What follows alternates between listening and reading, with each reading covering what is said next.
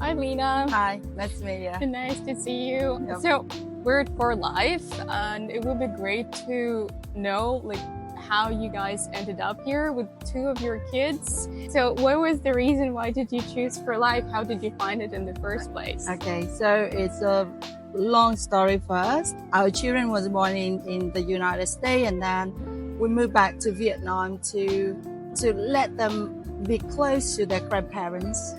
So that's why we moved back to Da Nang. And at first we struggled to find a suitable school, preschool for my children.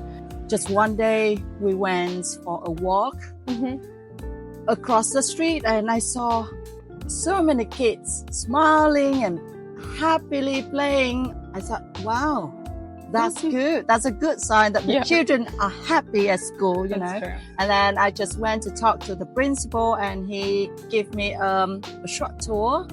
And then it's amazing that they are adopting Montessori way of teaching here.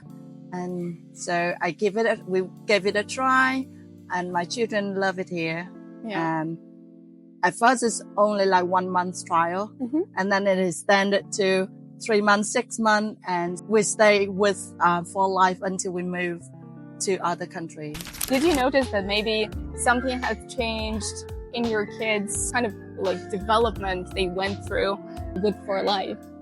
So when they come here, they're like, oh my God, I love the trees, I love the garden, I love the outdoor time. They also love the independence that they received. They were encouraged from the teachers, and they also love the connection with friends, because here they have like mixed age, and so the 2 years old children also play with older one. It's create a family environment. They're like brother and sister, like they're happy here, and that's all I want for my children. What about English? Because that's a big concern for a lot of parents to go into international kindergartens or schools in a different country where English is not the first language. So what is your experience here? Because, well, they were born in the US, and it was probably a valid concern, like to just keep the level of English. That was our concern too.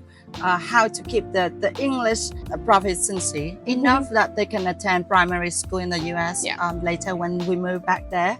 So for other international school, like sometime it was like a kind of an advertisement that we are an international school and we have English speaking teacher, but when we really attended the school, there's not like proper or beautiful English that we heard when we were not there. They switched to Vietnamese, so it's easier for the English-speaking Vietnamese teacher. But when we came here, we have like an English-speaking teacher that is not Vietnamese, so they would try to communicate with the children in English all the time, and that teacher was like the primary teacher in the class from AM to PM. So the children here, they really communicate all day in English. And I think it's good for the children because they do not have the option to speak Vietnamese instead of English. And after attending For Life for only 1 month, my children, they really had a burst in English, and we try to get to speak Vietnamese at home. So he is really bilingual. I have the same experience. Like we came here, and the first thing I noticed, like kids they were very curious, like, who are you? And they started speaking English with me, and I was like, oh, well, that's a good sign. And now the same experience with my son. At home, I think we speak like 80% of English because he just wouldn't switch. He speaks Russian because it's his first language with his dad.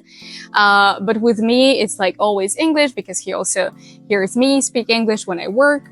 And I just noticed like how much better it is. And like everything he brings from school, like his papers with math and like writing, like, you know how to like multiply now? Like what? How? So it's super cool. I'm really happy with like the level of education.